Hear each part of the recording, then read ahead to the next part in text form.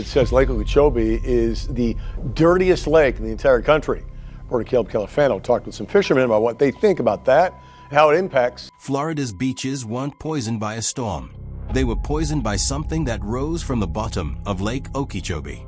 Two ink-black shapes bleeding out of the largest freshwater lake in Florida. One pushing east toward the Atlantic, one west toward the Gulf, both visible from orbit. Within days, beach water turned the color of strong coffee. Health advisories went up on both coasts and have not been lifted. The strangest part is what biologists pulled out of those plumes in the lab. Whatever was rising had sat at the bottom for 70 years. It was never supposed to surface. Lake Okeechobee is a vital part of Florida's ecosystem, the biggest lake no one sees. Lake Okeechobee is the largest freshwater lake in the state of Florida. It covers 730 square miles. It is the second largest freshwater lake entirely contained within the lower 48 United States. From the southern shore, you cannot see the northern horizon, only sky and water and the slow-moving haze of Florida heat. The Coosa called it Miami. The Spanish called it Laguna del Santo. The Seoles called it Okeechobee, which means big water. The name stuck. Here is the deal. For more than a century, this lake has been the beating heart of South Florida's water system. It feeds the Everglades. It supports the agricultural economy of Central Florida. It supplies drinking water to over 8 million people. It is connected by a series of man-made canals, to both the Atlantic Ocean on the east coast and the Gulf of Mexico on the west. When something goes wrong at Lake Okeechobee, it does not stay at Lake Okeechobee. It goes everywhere. In December 2024, the South Florida Water Management District, made what was supposed to be a routine decision. The lake's water level was running high. The Army Corps of Engineers, which has managed the lake's outflows since the 1930s, ordered a controlled release, several inches drawn down over a period of weeks. The goal was to protect the aging Herbert Hoover Dike and to restore the submerged grass beds. It had been done dozens of times before. Within 48 hours of the release beginning, the imagery coming down from NOAA's satellite passes stopped that operation cold. Massive plumes of black oxygen-depleted water were spreading down the St. Lucie River toward the Atlantic and down the Coosawhatchee River toward the Gulf. The plumes were visible from orbit. They reached the coastlines within days.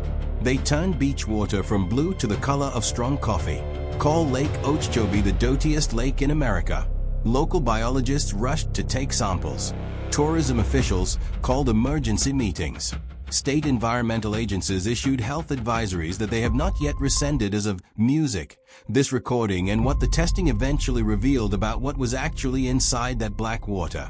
What had been sitting at the bottom of the lake, waiting for exactly the wrong management decision to mobilize it. Is the reason this single incident has quietly become one of the most consequential environmental events in modern American history. Because what happened at Okeechobee is not just a Florida problem. It is a preview, the wall they built around big water. To understand what those satellites were looking at, you first need to understand why Lake Okeechobee has a wall around it and what that wall was built to contain. The lake is shallow, remarkably shallow for its size. The average depth is only about 9 feet in some places. You can wade hundreds of yards from shore before the water reaches your waist. That shallowness made the lake extraordinarily dangerous during storms. On September 16, 1928, a Category 5 hurricane made landfall near Palm Beach, Florida. The storm had already devastated Puerto Rico and the Bahamas.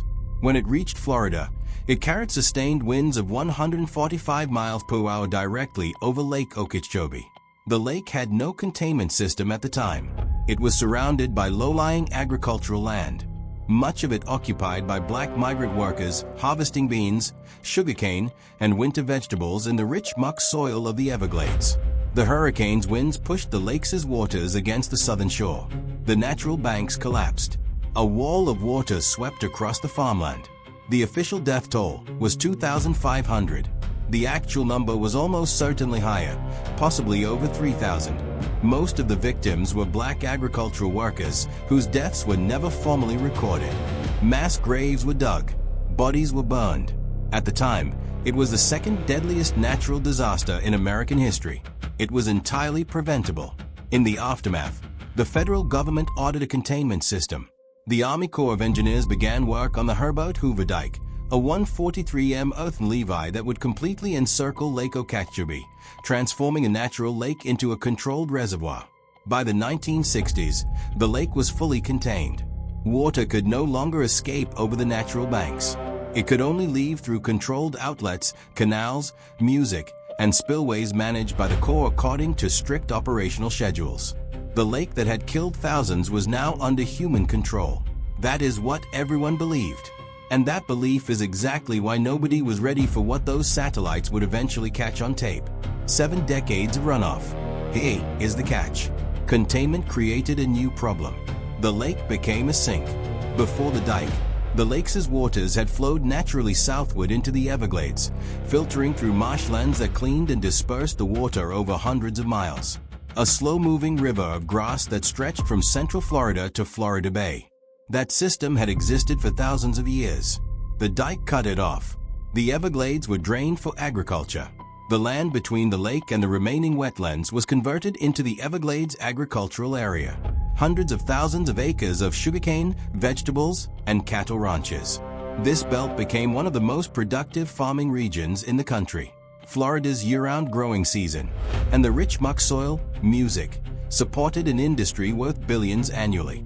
The sugar industry alone became a political and economic powerhouse, dominating Florida agriculture and wielding enormous influence in state and federal politics.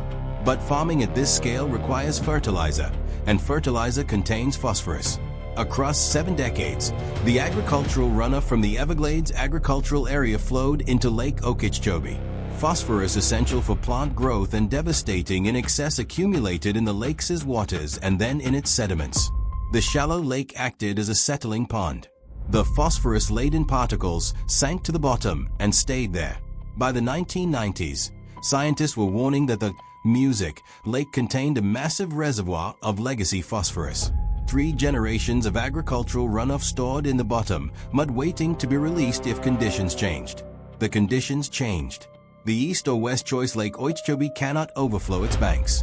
The Herbert Hoover Dike prevents that. But the lake must be managed within a narrow range of water levels. Too high, and the aging dike is at risk of failure. Too low, and the lake's ecology collapses. When the lake rises above safe levels, the Army Corps of Engineers has only 2 options. They can release water east through the St. Lucie Canal to the Atlantic, or release it west, music, through the Coosawhatchee River to the Gulf of Mexico. These are the east or west choices. And here is the part nobody likes to admit. Both options are ecological disasters. The St. Lucie River flows through Martin and Music, St. Lucie counties on Florida's Treasure Coast, eventually emptying into the Indian River Lagoon, one of the most biodiverse estuaries in North America. The lagoon supports over 4,000 species of plants and animals, manatees, dolphins, sea turtles, countless species of fish and birds. It is not designed to receive massive pulses of fresh water from a eutrophic lake. When Okeechobee water is released eastward, it floods the estuary with fresh water and disrupts the salinity balance that marine and brackish music species depend on. Worse, it carries the nutrients, the phosphorus and nitrogen that fuel explosive algal growth. The result is algal blooms, including toxic cyanobacteria that produce compounds dangerous to humans and animals. Green slime coats the surface. Fish kills number in the millions. Manatees starve as the seagrass beds they depend on are smothered by algae and die. The 2016 algal bloom on the Treasure Coast was one of the worst environmental disasters in music, Florida history. Governor Rick Scott declared a state of emergency. Beaches were closed. Tourism cratered. Property values along the St. Lucie River collapsed. Drone shots from that summer showed entire neighborhoods backed by canals running the color of split pea soup. The Coosawhatchee River on the west coast carries its own version of the same curse. Releases toward the Gulf feed red tide events. A different type of algal bloom caused by Karenia breva, which produces neurotoxins that kill fish by the millions and cause respiratory problems in people who breathe the air near affected beaches. The 2018 red tide event killed over 2,000 tons of marine life along Florida's Gulf Coast. Dead fish, manatees, dolphins, and sea turtles washed up on beaches from Naples to Tampa Bay. The stench was overwhelming. Local news crews ran beach footage on a loop for weeks.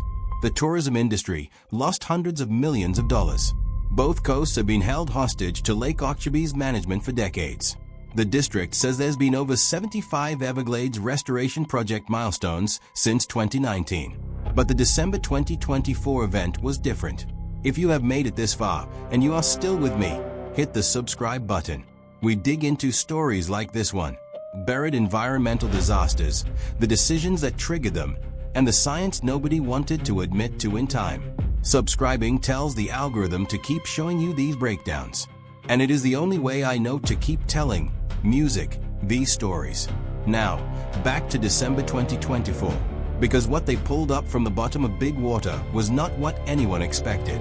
By the book, the release that began in December 2024 was planned according to the Army Corps standard procedures governed by the Lake Okeechobee System Operating Manual loom. Several inches drawn down over weeks, a modest rate, time to avoid peak tourist season, music, coordinated with state environmental agencies.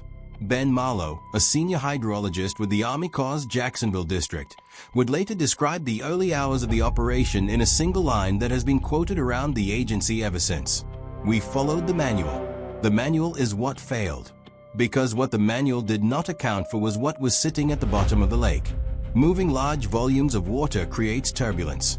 Music, currents form. Sediments that have been undisturbed for years can be stirred up off the bottom.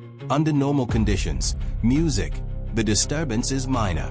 Slightly cloudier water, briefly elevated nutrients, nothing catastrophic. But Okeechobee sediments are not normal sediments. They contain phosphorus concentrations among the highest ever recorded in a natural water body.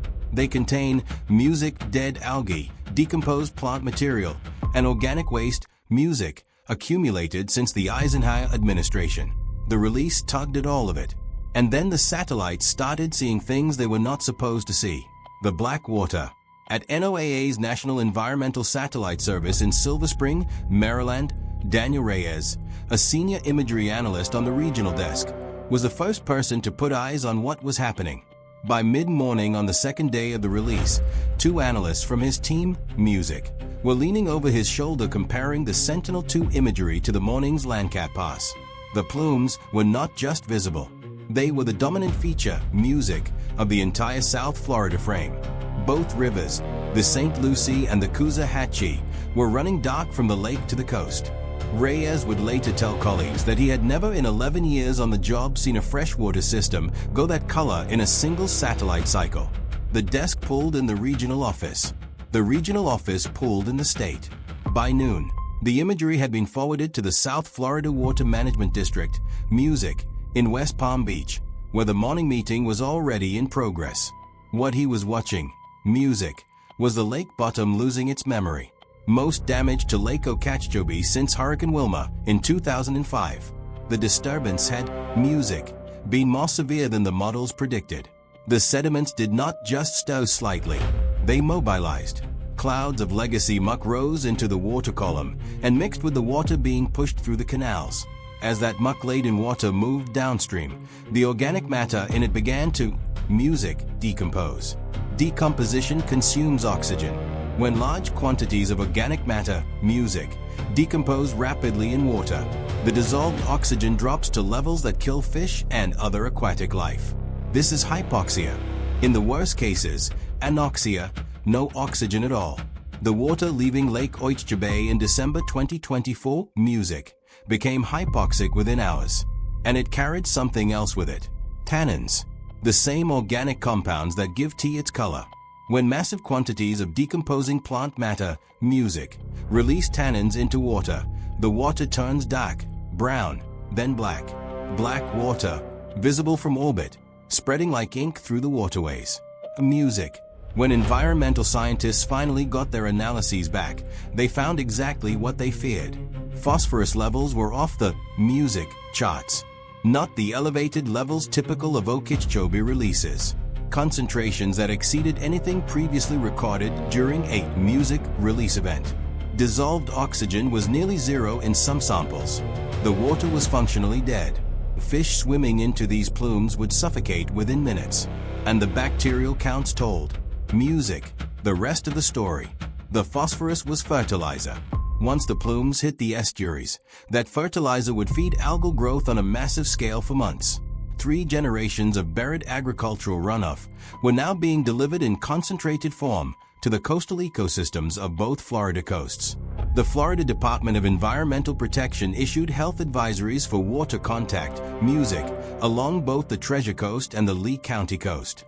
Swimming was music discouraged. Fishing was warned against. Residents were told to stay away from affected music waterways. Those advisories remain in effect. And the people who lived there were about to find out what black water actually feels like, what it looked like from the docks. On the 3rd morning of the release, Dr. Marisol Vega, a senior estuary biologist with the Florida Oceanographic Society in Stewart, walks down to the public boardwalk on the St. Lucie River with a sample kit and a phone camera. The river is the color of dark chocolate. The smell hits her before she reaches the railing. Wet earth and something metallic underneath it. Mullet are floating belly up against the pilings, 6 and 8 at a time. A blue heron stands on a piece of driftwood a few feet away, refusing to step into the water.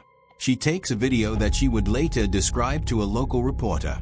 That includes the eastern side of the lake that is of course in Palm Beach and Okeechobee counties boat, as the worst single morning I have had in 17 years of field work. She does not finish the video. She is crying halfway through. Upstream, the Indian River Lagoon was already on the edge. The lagoon had spent years in slow recovery from the 2016 bloom. Researchers had been watching seagrass beds claw back acreage foot by foot. Then the December 2024 plume arrived. The water turned opaque. Sunlight could not penetrate. Photosynthesis stopped. The grass began to die. Manatees in the Indian River Lagoon had already been dying in record numbers. Over 1,100 manatees died in Florida in 2021 alone, most from starvation after seagrass die-offs. The December 2024 event threatened to trigger another mass mortality. On the West Coast, the Coxsahachie carried the same payload toward the Gulf. The plume spread into San Carlos Bay and the waters around Santoel and Captiva. Drone footage from local TV stations showed it pushing past the channel markers like a brown bruise across the bay. Wendell Hoy has run a small charter operation out of Bakelia Marina on Pine Island for 31 years. The morning the plume reached his side of the bay, he walked out onto his dock and stood there for a long time without saying anything to his deckhand. The water around the pilings had gone the color of weak coffee, and a film he could not name was riding on the surface, catching the light. Wrong. He would later describe it to a Lee County reporter as a smell he had only smelled once before after the 2018 red tide. Like the bay was rotting from the inside, he said. By the end of the week, he had canceled every charter on his books for the next 2 months. Red tide had been hovering at low background levels along the Gulf Coast. The nutrient pulse from Okeechobee was exactly the fuel Coria brevis needed to bloom explosively. Within weeks, red tide concentrations were spiking along the Lee County coast. Dead fish were washing up on beaches. Residents and tourists were reporting respiratory irritation. A tourism industry that had only just clawed back from the 2018 event took another devastating blow. The economic damage cascaded outward. Fishing guides canceled charters. Hotels reported cancellations. Restaurants that depended on local seafood faced supply disruptions. Real estate agents watched waterfront property values wobble. The exact toll is still being calculated, but previous events provide context. The 2018 red tide caused an estimated $184 million in losses in Lee County alone. The 2016 algal bloom on the Treasure Coast caused similar damage. The December 2024 music event affected both coasts at once. And the part nobody on either coast wants to say out loud is that none of this is being cleaned up. None of it is being reversed. The black water is still draining out of the lake. And the question that Vega and Hoy and Reyes are all asking in their separate corners of the state is the same question. No way out. Can this be fixed? The honest answer is probably not. If this lake dies, all these communities around the lake are going to suffer and go into a big depression. The phosphorus that accumulated in Lake Okeechobee's sediments since before color television cannot be removed. There is no practical technology for extracting legacy nutrients from lake bottom muck at this scale. The contamination is permanent. The only options are management strategies that minimize disturbance. Keep the lake at stable levels. Avoid operations that create turbulence near the bottom. Except that certain management actions are now off the table because the consequences are too severe. But here is where it gets strange. Those strategies are in direct conflict with everything else the system has to do. The Herbert Hoover Dike is aging. Sections of the 143-mile levee are at risk of failure during major storms. Rehabilitation work has been ongoing for years. When lake levels rise, the dike is stressed. Releases become necessary for safety. Climate change is intensifying Florida's rainfall patterns. Wet seasons are getting wetter. Hurricanes are getting more intense. The frequency of high water events at Lake Okeechobee is climbing, and 8 million people still depend on the lake for drinking water. Agriculture still depends on it for irrigation. The competing demands are not going away. Keep the lake high. The dike is at risk. Lower the lake. Legacy pollution is released. Send water south to the Everglades. The remaining wetlands receive nutrient-laden water that damages their ecology. Send water to the coasts. The estuaries collapse. Every option is bad. The Comprehensive Everglades Restoration Plan, CRP, was supposed to break this trap. Authorized in 2000, SER is a more than $10 billion federal-state partnership designed to restore natural water flow through South Florida. Reservoirs, treatment marshes, modified water management practices, all aimed at reducing harmful discharges from Lake Okeechobee while restoring the Everglades. But CERP is decades behind schedule. Political opposition, funding shortfalls, and bureaucratic delays have slowed it to a crawl. The reservoirs that were supposed to store excess Okeechobee water and treat it before release are still in planning or early construction. The December 2024 event happened in the gap. The legacy infrastructure could not handle it. The restoration infrastructure does not exist yet, and the lake is not waiting. The legacy phosphorus is still in the sediments. The next time water managers need to lower the lake, the next hurricane season, the next wet winter, the next dike emergency, the same dynamics will play out. Turbulence will disturb the bottom. Legacy pollution will mobilize. Black water will flow toward the coasts. Lake Okeechobee is not unique. Across the country, lakes and reservoirs that have served as agricultural sinks for generations are sitting on the same buried inventory.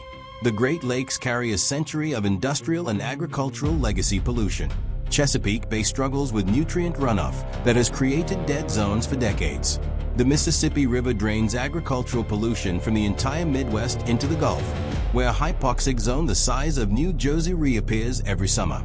Warming water holds less oxygen. More intense rainfall mobilizes sediments more aggressively. What happened at Okeechobee in December 2024 is a preview of what other systems will face in the coming decades. The lesson is uncomfortable. We cannot undo what was done to these waterways over the past century. The pollution is in the sediments. The contamination is permanent. The best we can do is manage around it, and management has limits. The December 2024 event revealed those limits in stark terms. A routine operation, something that had been done dozens of times before, triggered an environmental catastrophe visible from space. Both Florida coasts contaminated at once. Health advisories still in effect. There is no fix. There is only management, and management just failed spectacularly. Lake Okeechobee, big water, has been the beating heart of South Florida for centuries. The Coosa fished its waters. The Seals navigated its marshes. The agricultural industry built an empire on its shores. Now it is a reservoir of buried poison accumulated since before the dike was finished, waiting for the next disturbance to release it toward both coasts. The wall we built around it after the 1928 hurricane was supposed to make the lake safe. It made the lake a trap instead. Everything that flowed and stayed in. The phosphorus, the nitrogen, the organic waste, all of it settled to the bottom and waited. In December 2024, we disturbed the sediments. What came out was 3 generations of accumulated damage compressed into a single event spread across 2 coastlines visible from orbit. Both Florida coasts are now contaminated. The Indian River Lagoon is dying. The Gulf Coast is battling another red tide. And Lake Okeechobee sits in the music center, still full of legacy poison, still connected to 8 million people's drinking water. Still the only place the Army Corps can send excess water when the rains come and the dike needs protection.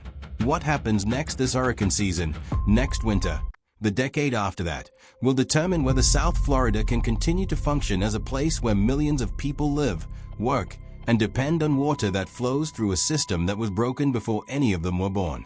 The December 2024 event was a warning. The question is whether anyone will heed it before the next event makes the warning look minor. Lake Okeechobee is big water. What is in it is bigger, and it is not staying at the bottom anymore. So, here's what I want to know from you. If you lived on either coast of Florida, would you trust the next round of water releases, or do you think this was the moment the system finally proved it cannot be saved? Drop your answer in the comments. I read them all. And if you want to see what happens when the next great American waterway gives up its buried secret, the story I am working on next is about a reservoir in the Midwest that just turned a color the EPA does not have a name for yet. Hit the subscribe button so you do not miss it, because what is sitting on the bottom of these lakes is not going to stay there much longer.